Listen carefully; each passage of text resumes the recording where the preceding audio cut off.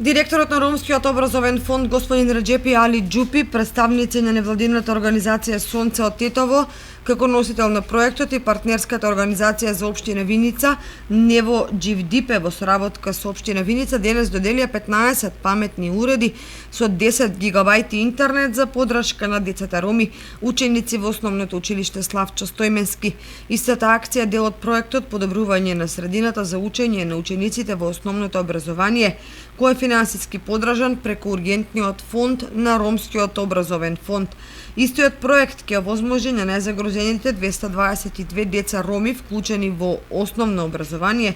да се стекнат со паметни уреди и 10 гигабајти интернет за следење на наставата од далечина. Децата се идентификувани од страна на партнерските организации во соработка со основните училишта во следниве општини: Куманово, Кичево, Кочани, Берово, Битола, Прилеп, Штип, Виница и Делчево.